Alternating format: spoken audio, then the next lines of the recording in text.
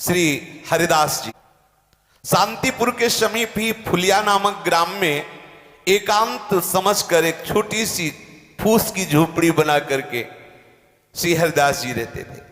निरंतर भगवान नाम ध्वनि कुटिया से निकलती रहती थी। संपूर्ण देश में विधर्मियों का शासन था, बड़ा कठोर शासन उनका। बंगाल में तो विधर्मियों की सत्ता ही थी। वो अपने धर्म पर अत्यधिक जोर देते थे कि हिंदू धर्म के अधिक से अधिक लोग इस धर्म को स्वीकार करें। कोई चू नहीं बोल सकता था उनके फरमान के आगे। ऐसा कठिन शासन, स्थान स्थान पर उनके धर्म का प्रचार हो रहा था। उनके धर्म प्रचार में जरा भी कोई विघ्न अगर उपस्थित कर दे तो बादशाह से उससे सीधे मृत्युदंड, ऐसा भयंकर से भयंकर पीड़ायुक्त दंड दिया जाता था।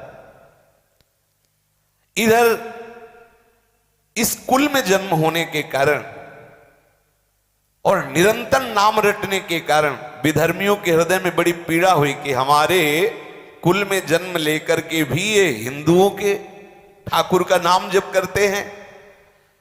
काजी को बहुत कष्ट हुआ। पहले कुछ भेजे कि उनको समझा दो, वो नाम छोड़ दें और कुरान शरीफ के अनुसार वो इस्लाम को स्वीकार करें। वहां कौन सुनने वाला? जिसकी दृढ़ निष्ठा हो गई उसे कोई हिला नहीं सकता। फुलिया के आसपास पूर्ण शासन मानो एक बादशाह ही हो। गुराई नाम का काजी, बड़ा ही कठोर स्वभाव का। वो हरिदास जी के प्रति तो ऐसा जलने लगा, पूछो मत, ईर्ष्या का ठिकाना नहीं रहा उसके मुख। जब हरिदास जी के मुख से हरिनाम सुना तो जल गया।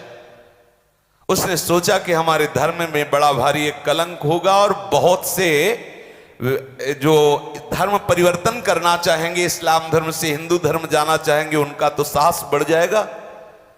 इनको ऐसा दंड दिया जाए कि कोई भूल करके भी हरि नाम न ले। हरिदास जी का जन्म मुसलमान कुल में हुआ था। वो बस यही बादशाह से जाके कहा कि मुसलमान होकर हिंदुओं के ईश्वर का नाम लेता है, ये कुफ्र है, ये काफिर है, इसलिए इसका कत्ल कर देना हमारे धर्म शास्त्र के अनुसार उचित है। गोराई काजी ने विरुद्ध राज दरबार में अभियोग चला दिया हरिदास जी के ऊपर। राज आज्ञा हुई, तत्काल सैनिक भागे और हरिदास जी को गिरफ्तार कर लिया। मुलुकपति बादशाह के सामने हरिदास जी को पेश किया गया। देखा, दृष्टि में सिंहवत दृष्टि, मुख में नाम, चेहरे पर प्रसन्नता और तेज। एक बार कांप गया बादशाह देख करके हरिदास जी को। बड़ा तेज, बड़ी प्रसन्नता, निर्भयता नेत्रों में, और मुख में उन्हीं के सामने नाम चल रहा है, क्योंकि नाम आशिक, नाम कैसे छोड़ सकते हैं। उसने कहा इनको बैठने के लिए आसन दिया जाए। जहां बंदी बना के ले गया था वहां हरिदास जी को आसन दिया गया। हरिदास जी ने नम्रतापूर्वक मुलकपति के सामने बैठ गए। उसने दया दर्शाते हुए कहा कि आपको देखकर लगता है कि आपको दंड न दिया जाए, पर आपका जन्म मुसलमान के कुल में हुआ। मुसलमान के घर में जन्म होना ये अल्लाह की बड़ी कृपा से होता है। बादशाह ने कहा, और तुम मुसलमान के यहां जन्म लेकर काफिरों का आचरण करते हो, जानते हो तुम्हें नरक मिलेगा, कभी मुक्ति नहीं मिलेगी, क्योंकि कुरान शरीफ के अनुसार चलने पर तुम्हें मुक्ति मिलेगी। हम चाहते हैं कि तुम कुरान शरीफ को स्वीकार करो, हम तुम्हें दंड नहीं देना चाहते। बंद करो हरि नाम लेना, तुम तौबा बोलो, अर्थात गलती स्वीकार करो, प्रायश्चित करो, कलमा पढ़कर मोहम्मद साहब की शरण में जाओ। भगवान तुम्हारे अपराधों को क्षमा कर देंगे और तुम्हें मोक्ष प्राप्त होगा। मुलकपति की ऐसी सरल बात सुनकर हरिदास जी ने हाथ जोड़ा और कहा, महाशय, आपने जो कुछ कहा बिल्कुल आप अपने विश्वास के अनुसार ठीक कह रहे हैं। मेरा कोई विरोध नहीं आपसे, क्योंकि हर एक मनुष्य का विश्वास अलग अलग तरह का होता है। जिस तरह का दृढ़ विश्वास होता है उसी प्रकार उसको फल की प्राप्ति होती है।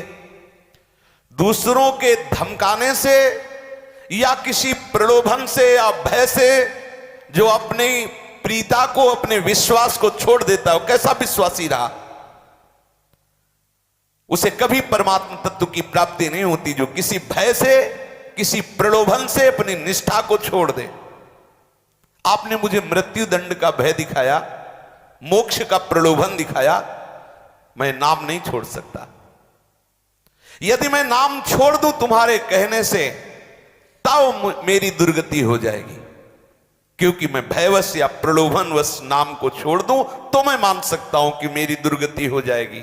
ऐसा करने से मैं नरक का भागी बनूंगा।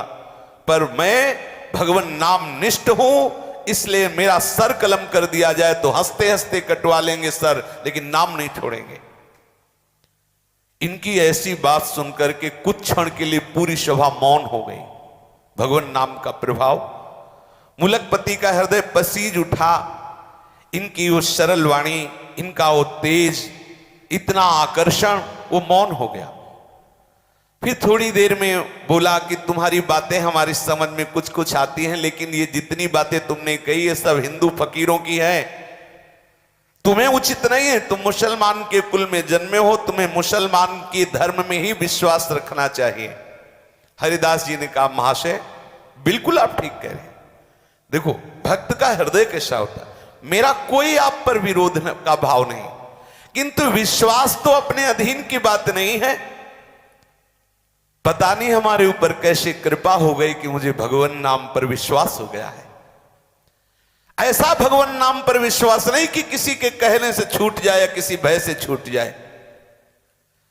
कोई हिंदू ही बना रहे, इस पर आपका कोई जोर, कोई हिंदू मुसलमान बन जाए तो आपका कोई जोर चलेगा। मान लो कोई हिंदू बना है तो आप क्या करोगे? अगर कोई हिंदू मुसलमान बनना चाहता है तो आप उससे सहयोग करेंगे, रोकेंगे नहीं। अगर कोई मुसलमान हिंदू बन जाए तो क्या फर्क पड़ता है? अगर हिंदू मुसलमान बन सकता है तो मुसलमान भी हिंदू बन सकता है। श्री हरिदास जी ने सभा में ऐसा तर्क रखा।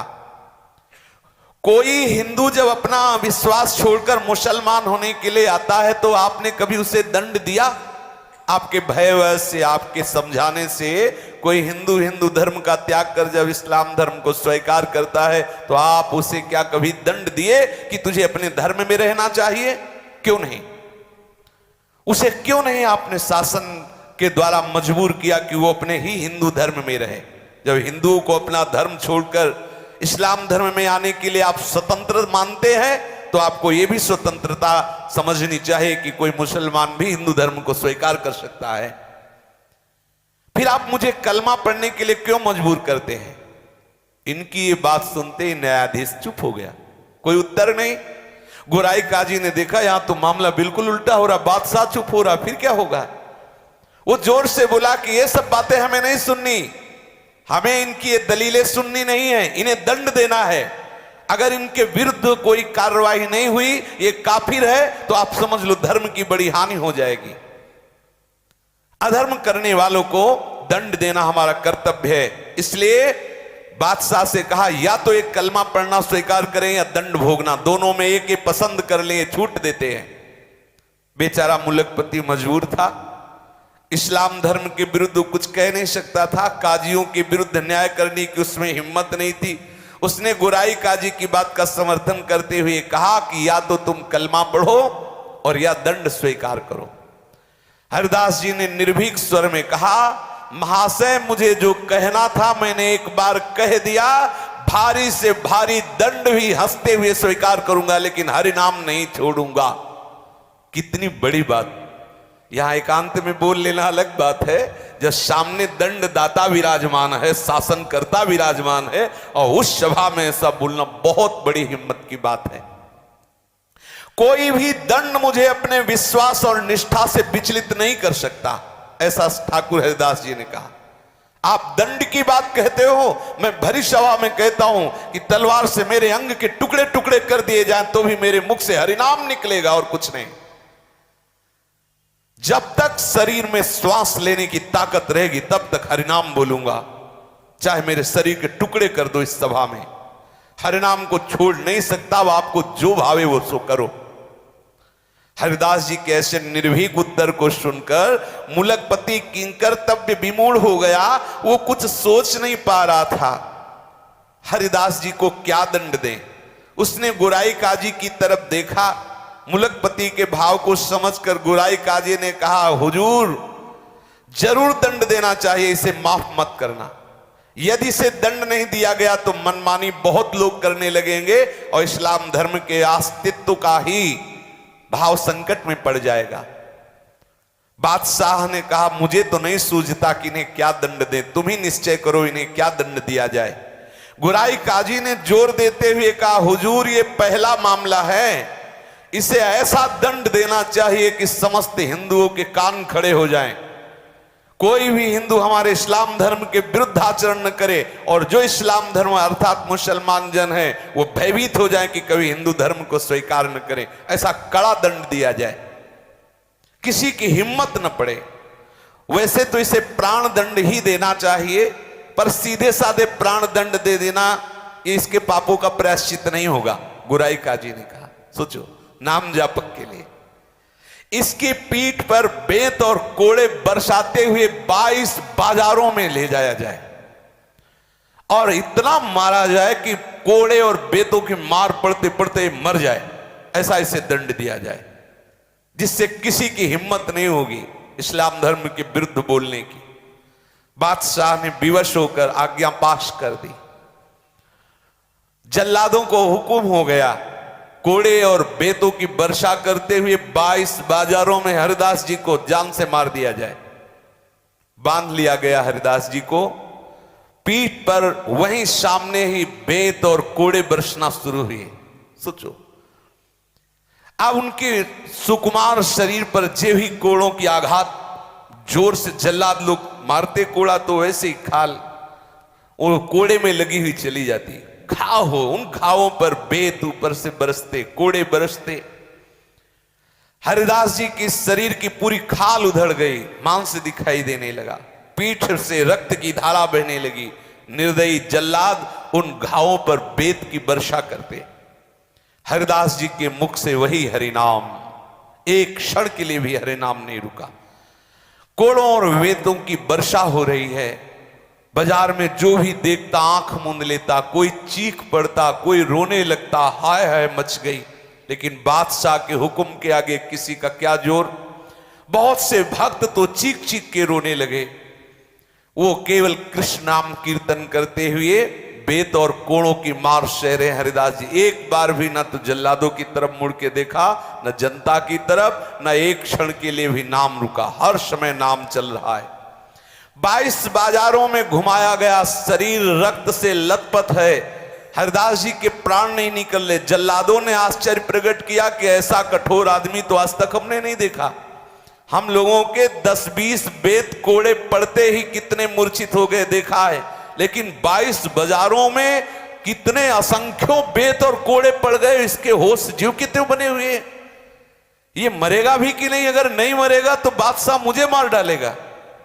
इसलिए वो जल्लाद कांप रहे कि मरेगा कैसे। हमें लगता है जो नाम उच्चारण कर रहा है इसी का प्रभाव है। भारी दुख में भी ना तो इसके मुंह पे कोई शिकन है, ना कोई वेदना है। अब हम लोग क्या करें? दयालु हृदय महात्मा हरिदास जी ने कहा, हरि बोल, हरि बोल, तू भी हरि बोल। बोले अब भी वो बोलता है हरि बोल, हरि बोल। ऐसे कह के फिर हरिदास जी आनंद मगन हो रहे, ये भी हरि बोल बोल रहे, इनका भी कल्याण हो जाएगा, इसलिए आनंद हो रहा है। ऐसे जल्लादों के मुख से हरि नाम निकला, इनका भी कल्याण हो जाएगा। हाथ जोड़कर अश्रु प्रवाह करते हुए हरिदास जी हरि से प्रार्थना करते हैं, काजी, बादशाह और पीटने वाले इन सब का मंगल हो। हे प्रभु, कभी इनको कोई कष्ट ना हो। आप देखो संत का हृदय क्या होता है, नाम जापक का हृदय क्या होता है। प्रभु ये सब भूले भटके हैं, इनके अपराधों को क्षमा करो, ऐसा वो प्रार्थना करते। इतने में ही हरिदास जी की अचेत अवस्था आ गई, मूर्छित हो गए, भूमि में पड़ गए। सेवकों ने देखा कि उनके प्राण संचलित नहीं हो रहे। उनको ऐसा भास हुआ मानो हरिदास जी के प्राण निकल गए। गुराई काजी को सूचना दी गई, मुलकपति को सूचना दी गई कि हरिदास जी के प्राण निकल गए। तो उन्होंने कहा ये काफिर है, इसको अगर जमीन में गाड़ दिया जाएगा तो स्वर्ग मिलेगा, इसलिए इसको काफिर को गंगा में फेंक दो, क्योंकि इस्लाम धर्म के अनुसार यदि जमीन में गाड़ा जाएगा तो इसे स्वर्ग मिलेगा। बोले इसको गंगा में फेंक दो। गोराई काजी ने कहा कब्र में गड़वा देने से मुसलमानी धर्म के अनुसार स्वर्ग की प्राप्ति होती है, इसने मुसलमानी धर्म छोड़ दिया है, इसलिए इसे गंगा में फेंक दो। जल्लादों ने बादशाह की आज्ञा से हरिदास जी के शरीर को गंगा में फेंक दिया। गंगा माता का सुखद स्पर्श होते ही, शीतल जल स्पर्श होते ही हरिदास जी को चेतना आ गई, जागृत हो गई चेतना। धीरे धीरे गंगा के प्रवाह से वो फुलिया के समीप घाट पर आके लग गए। अब दर्शनार्थियों की भीड़ एकत्रित हो गई, क्योंकि सबको पता था, वो तो 22 बाजारों में जब मारा तो सबको पता था, अरे सबने देखा हरिदास जी जीवित है। चारों ओर प्रसन्नता का समाचार फैल गया। लोग ठाकुर हरिदास जी के दर्शन के लिए बड़ी उत्सुकता से आने लगे। जो भी सुनता हो सब भागते हुए दूर दूर से लोग आने लगे। बादशाह और गुराई काजी के पास सूचना पहुंची कि हरिदास जी तो जिंदा है, गंगा में फेंक दिए गए थे और परीक्षण के साथ फेंके गए थे, ऐसे थोड़ी देखा गया था कि प्राण संचलित नहीं हो रहे।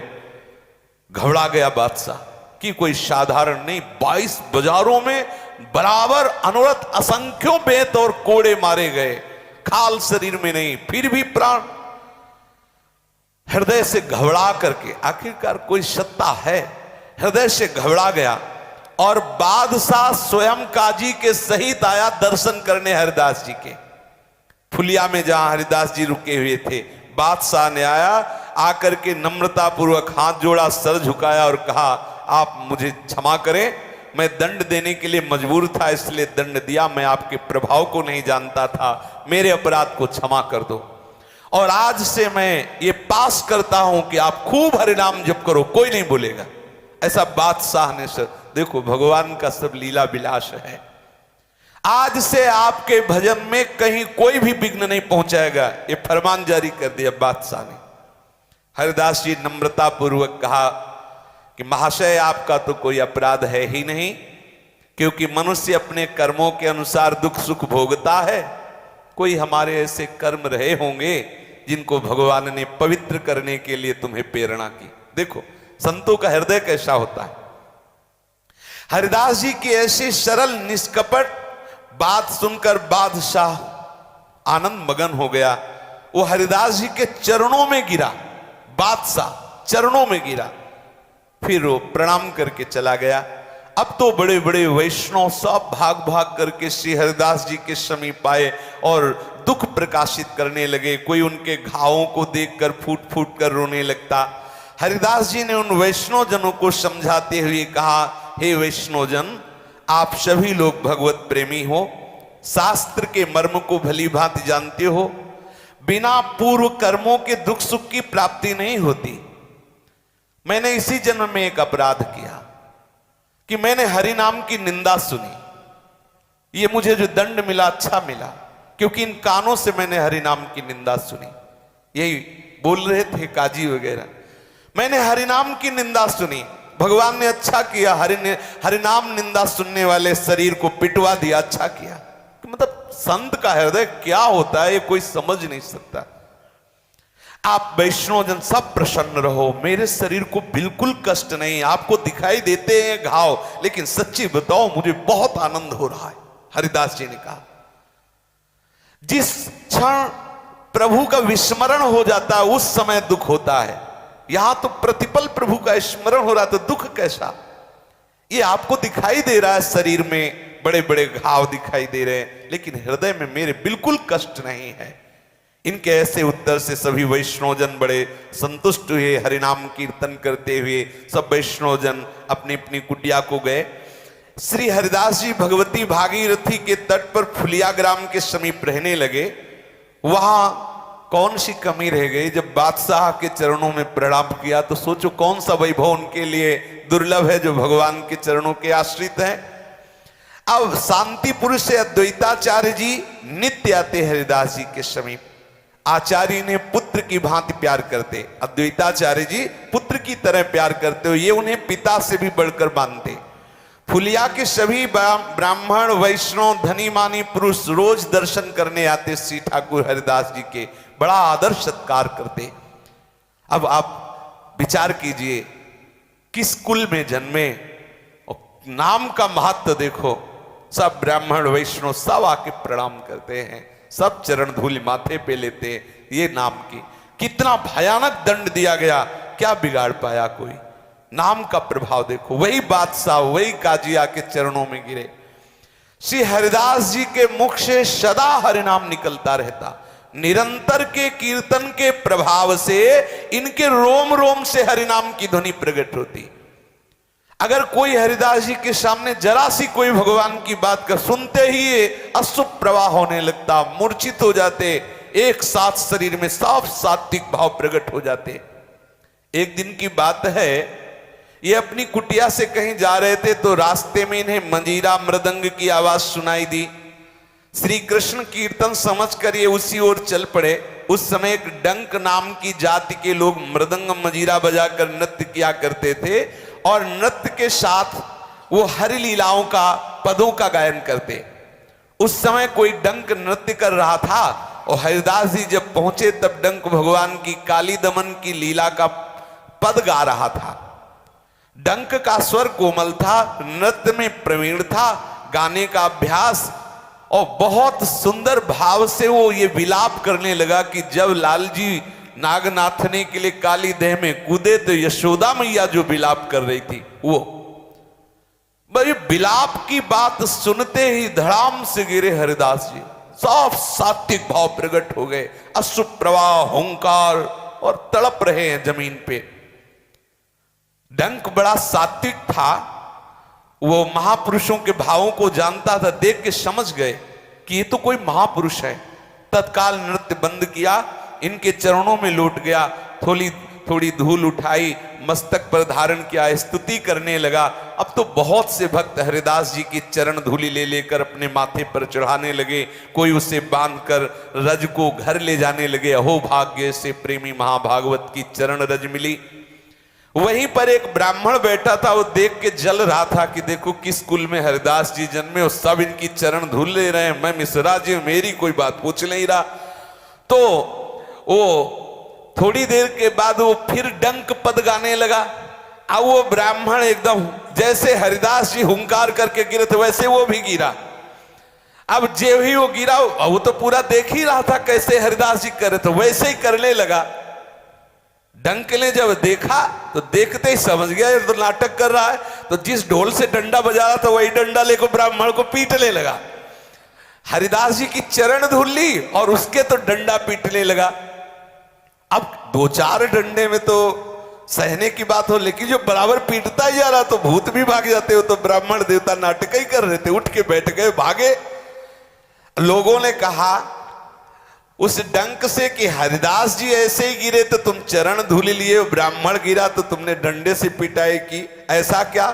तो डंक ने कहा हरिदास जी महाभागवत हैं, इनमें वास्तविक सात्विक भाव है, भगवत भाव है। और ये ब्राह्मण दंभ कर रहा था, ये प्रशंसा के लिए नाटक कर रहा था, और ढोंग को ठीक करने के लिए स्तुति पूजा नहीं, उसके लिए तो पिटाई चाहिए। ऐसा बोले मूर्खों के सामने भले ढोंग काम करे, हम लोगों के सामने नहीं। हमारे नेत्रों के सामने हजारों लोग आते जाते हैं, मुझे खूब पहचान है कौन महाभागवत है और कौन पाखंड कर रहा है। हरिदास जी सचमुच महान रत्न है, उनके रहने से भारत देश पवित्र है। आप लोग बड़े भाग्यवान हैं जो ऐसे महापुरुष का दर्शन पा रहे हैं। डंक की बात सुनकर सभी को परम प्रसन्नता हुई और सब लोग हरिदास जी की भूरी भूरी प्रशंसा करने लगे। महात्मा हरिदास जी फुलिया के पास ही पुण्य सलीला मां गंगा के किनारे पर एक गुफा में रहते थे। अब तो हरिदास जी की ख्याति फैल गई थी, बहुत हजारों की भीड़ दर्शन करने आती। नित्य प्रति सैकड़ों लोग गंगा स्नान करने आते। जैसे गंगा जी पे श्रद्धा वैसे ही हरिदास जी पे श्रद्धा, सब आते हरिदास जी को प्रणाम करते, उनकी चरण धूल माथे पे लगाते।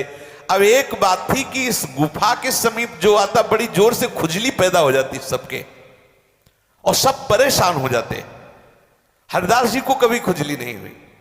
अब ये बात बहुत जोर से फैल गई तो एक आयुर्वेद के आचार्य वहां आए और उन्होंने कहा कि यहां कोई बहुत बड़ा विषैला सांप रहता है और उस विषैले सांप के प्रभाव से वायुमंडल में जहरीला प्रभाव है, इसीलिए खुजली हो रही है, लोगों को भांति भांति की हानि भी पहुंच सकती है। हरिदास जी से कहा कि आप यहां से चले जाइए, वो विषधर सर्प जो है बहुतों की हानि कर सकता है, क्योंकि बहुत लोग यहां आएंगे दर्शन के लिए, तो किसी न किसी तरह से श्वास प्रश्वास में ऐसी जहरीली वायु जाएगी जिससे किसी की मृत्यु भी हो सकती है। हरिदास जी ने कहा कि भाग तो नहीं सकते यहां से, हम यहां से छोड़ नहीं सकते, क्योंकि यहां भगवती गंगा जी और बहुत सुंदर गुफा है, एकांत है, भजन में अच्छा लगता है। शारीरिक जो कष्ट होगा होना होगा तो हो ही जाएगा, उसके लिए हम स्थान नहीं त्यागेंगे। लेकिन उसने आग्रह किया कि आपकी बात नहीं, केवल बहुत हजारों लोग दर्शन करने आते हैं, हजारों लोगों को कष्ट होगा। तो हरिदास जी ने कहा कि कल तक का समय दीजिए, अगर कल तक सबके सामने सांप यहां से निकल के नहीं चला जाएगा तो हम कुटिया छोड़ देंगे और चले जाएंगे। हरिदास जी कीर्तन में मगन हो गए। बड़ा आश्चर्य, सब लोग हरिदास जी के समीप कीर्तन कर रहे थे, उसी समय देखा कि एक दूर से अंधकार का नाश करते हुए एक प्रकाश पैदा हुआ। सभी भक्त आश्चर्य के साथ देख रहे थे और विचित्र रंग बिरंगा बड़ा भयंकर सर्प फण फैलाए हुए उधर से, वो जो प्रकाश था वो मणिधर सर्प की मणि चमक रही थी, उसके मस्तक की मणि प्रकाश फैला रही थी। सभी ने देखा कि सर्प वहीं जहां हरिदास जी कीर्तन कर रहे थे दूर से निकल करके और दाहिने करते हुए कीर्तनकार भक्तों को, और वहां से सबने देखा। दर्शनार्थियों को बड़ा आनंद हुआ कि हरिदास जी के देखो नाम का प्रभाव, ये भयंकर विषधारी सर्प अपने आप यहां से छोड़कर चला गया। श्री हरिदास जी फुलिया में रहते हुए गंगा जी का सेवन करते, अद्वैताचार्य जी का सत्संग करते। उसी सप्तग्राम में हिरण्य और गोवर्धन मजूमदार नाम के दो धनी जमींदार भाई निवास करते थे। उनके कुल पुरोहित परम वैष्णव शास्त्रवेत्ता पंडित बलराम आचार्य थे। आचार्य महाशय वैष्णवों का बड़ा ही आदर सत्कार किया करते थे। अद्वैताचार्य जी से उनकी अत्यंत घनिष्ठता थी। दोनों ही विद्वान थे, कुलीन थे, भगवत भक्त थे और देश काल के मर्मज्ञ, देश काल के मर्म को जानने वाले। हरिदास जी कभी कभी सप्तग्राम में जाकर बलराम आचार्य जी के यहां भी रहते थे।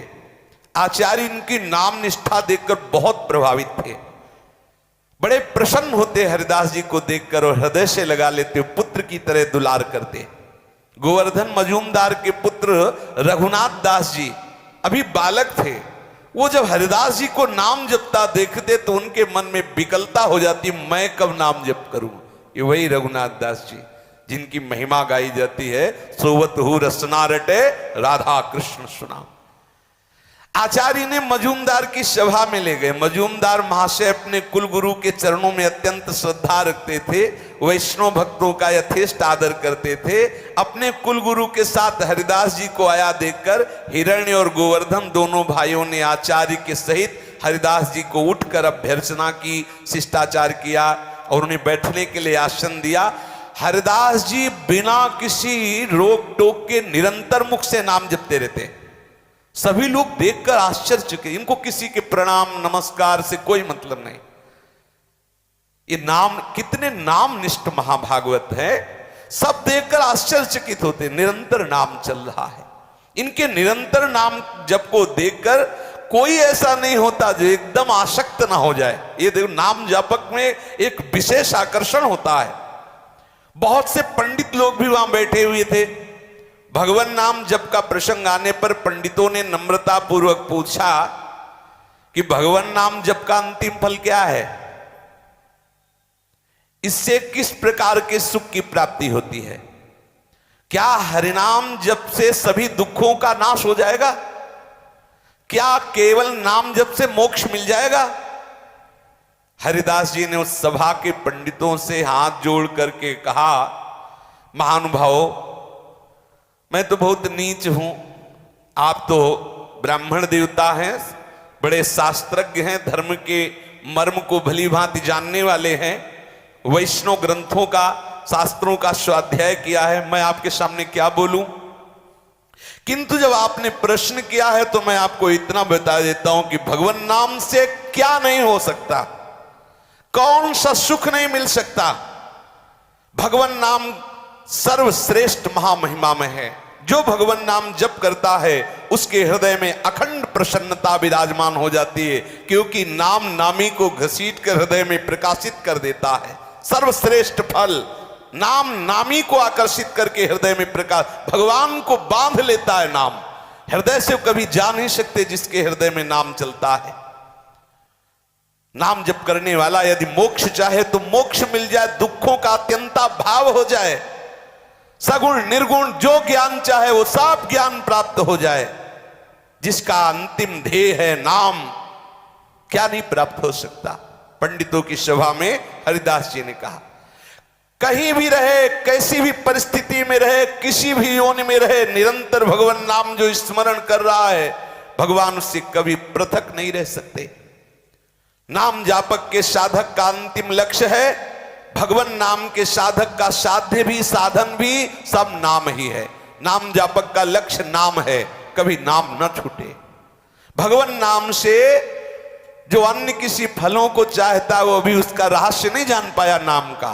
नाम का फल है नाम में प्रीति हो जाए, क्योंकि जिसे नाम में प्रीति है मोक्ष, प्रेम, भगवत प्राप्ति, तत्व ज्ञान, सगुण निर्गुण जो सब आ जाएगा हृदय में। यदि आप इसके सिवा और कुछ जानते हो तो बताएं। हरिदास जी ने कहा, इनकी ऐसी युक्ति युक्त सार गर्भित मधुर वाणी सुनकर सभी को प्रसन्नता हुई। सभा में गोपाल चक्रवर्ती नाम का बैठा हुआ आदमी था, वो बड़ा तार्किक था।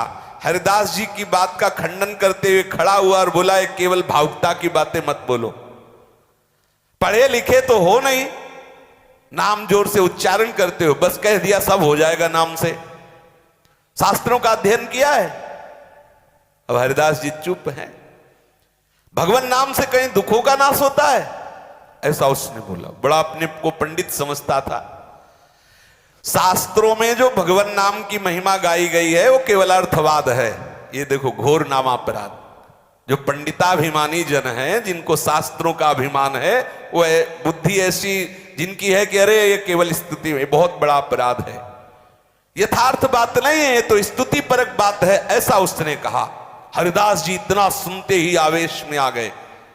कोई भी भक्त जहां नाम की निंदा हो, हरि नाम की, राधा नाम, कृष्ण नाम की, वो कैसे शांत बैठ, आवेश में आ गए और उनका भगवान नाम में अर्थवाद का आरोप करते हो, शुष्क तार्किक हो, भगवान नाम के महात्म को समझते नहीं हो, भगवान नाम में अर्थवाद करते हो, ऐसा हो ही नहीं सकता।